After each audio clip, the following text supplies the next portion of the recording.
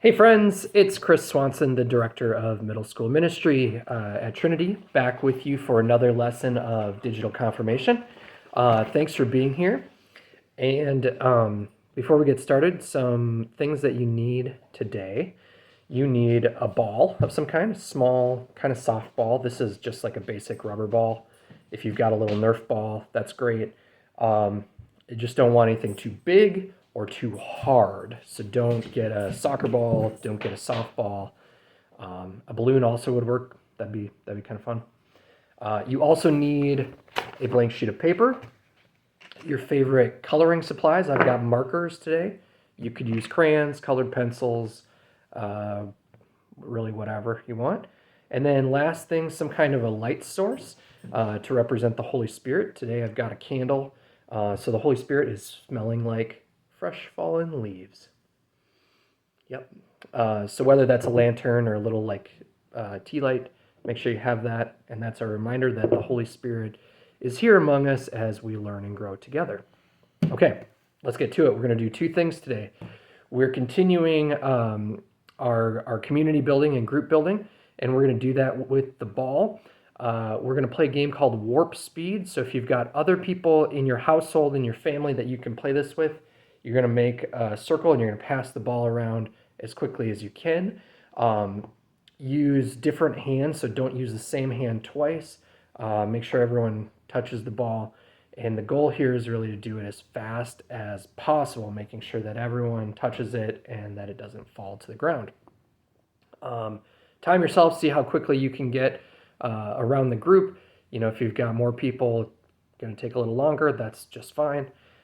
If you don't have anyone who can play this with you right now, they're busy or they're not home or whatever, you could change it up and do some kind of variation like don't let the ball touch the ground. You know, set a timer for 30 seconds, and how many times can you hit it without using the same hand twice or having it fall all over your floor or computer.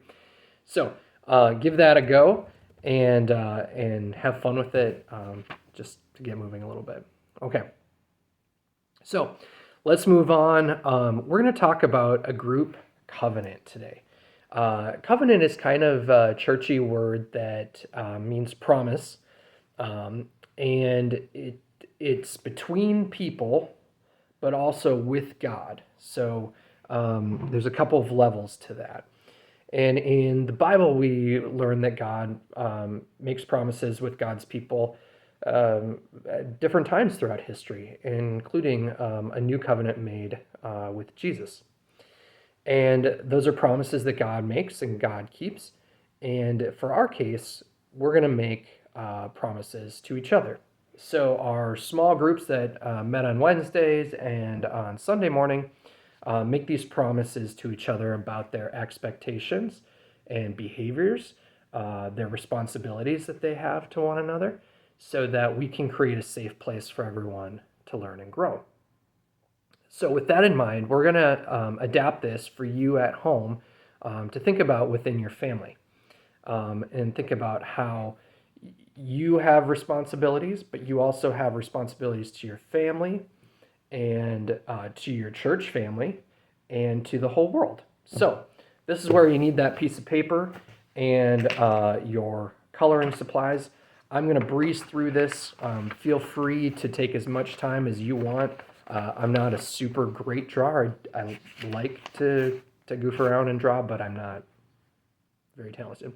So you make this your own. First thing I want you to do, draw a picture of you in the center of your paper. So, like I said, I'm keeping this very simple. Boom, there I am. Just a stick figure, then I wrote me. You can write your initial. Now I want you to take your favorite color. One of my favorite colors is orange. Excuse me. Draw a circle around you. All right. The next layer of the circle, so draw kind of around the outside of you. I want you to draw the people in your family. Now, family can be defined however you want to define it. Some people think of the people in your household. So who's at home with you. Sometimes family means more than that. Who lives in your household? Sometimes family doesn't even mean, related, and that's okay. So for you, who do you consider your family? Um, for me, I'm just going to do the people here in my household, and that includes my wife. I'm married to Kate, and she has curly hair, so I'm going to give her some cute curls and put a K over her. There she is, adorable. We have a daughter named Leona. She also has curly hair, so I'm going to give her some cute little curls and an L. Da, da, da, da, da.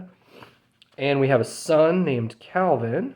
He doesn't really have curly hair, but he has kind of crazy hair, so he's going to get a little shock of hair sticking up there with a C above his head. And we have a dog. Her name is Gigi. I'm not sure how you draw like a stick dog, so I'm going to... I don't know. I'm going to give this a shot. This kind of looks like a wiener dog or like a dachshund. She's a golden retriever. So just, you got to use your imagination, right? I would say that's who my immediate family is, but you could define that as grandparents, or if you have siblings that don't live at home, or half siblings.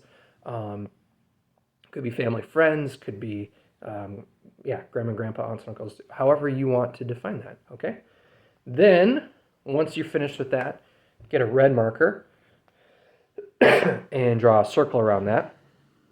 We're going to use red to represent the love that we share, hopefully, that we share amongst our family, or those we define as family or we consider family.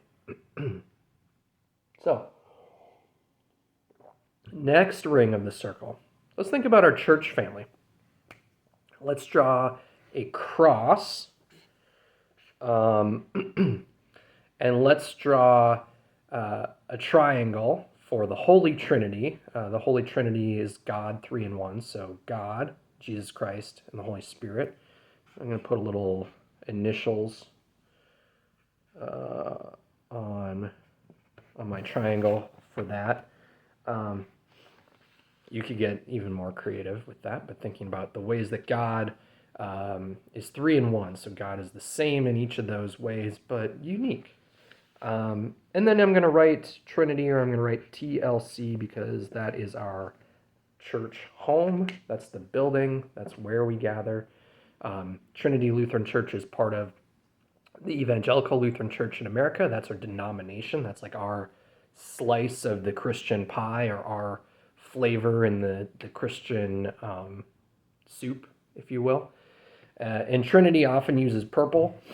It's just kind of our church color. So grab purple and make a big circle around that. If there are certain people that you consider part of your church family, you could name them or draw them.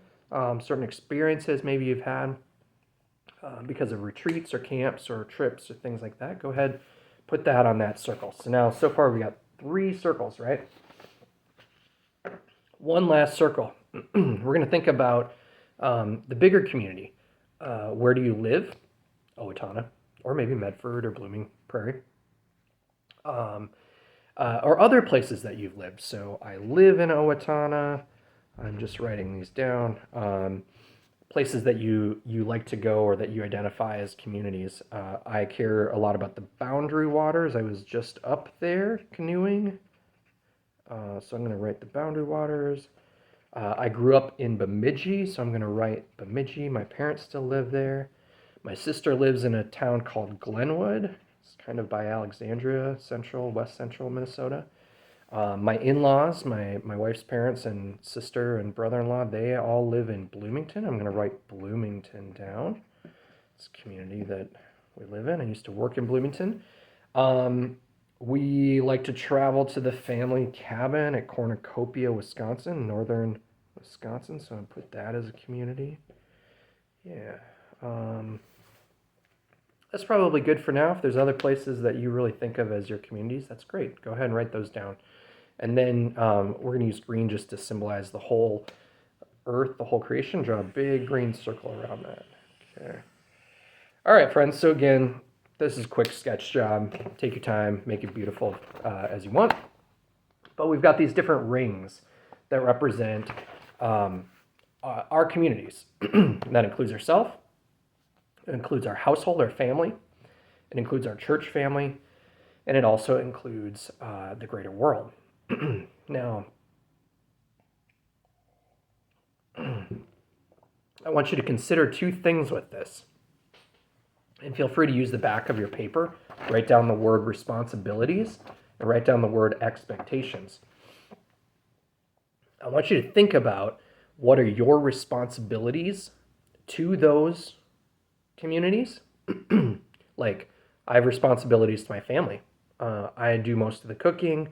We all share taking care of the dog and cleaning up, things like that, right? I have responsibilities to my church community. First off, I work there, so I have responsibilities to get my work done and do a good job. But I also am a member of the church community, so I have responsibility to worship and pray and encourage one another and support people that we share that community with.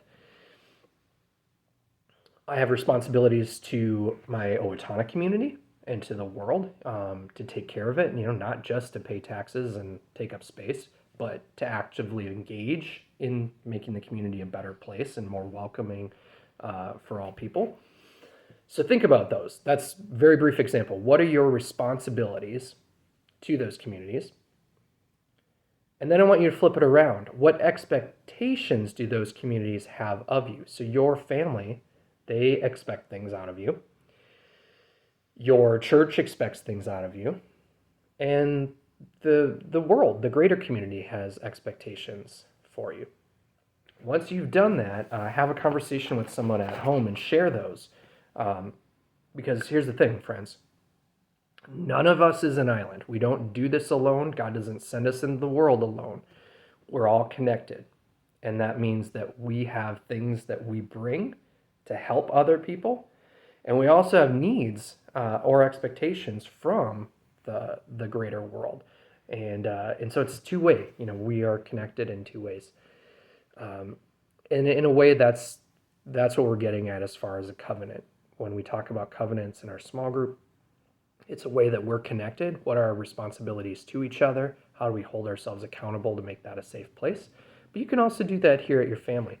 So this picture you drew with your responsibilities and expectations, think about a place you want to put it. Do you want to hang it up on your fridge? Do you want to put it on your door, for your room? Maybe you want to hang it like at a mirror, maybe your bathroom mirror, just as a reminder to you and to the people in your family of the expectations and promises that you make to one another. Take care, my friends. That's all we've got for today. I will see you again soon. In the meantime, be well and remember that you are loved. Bye.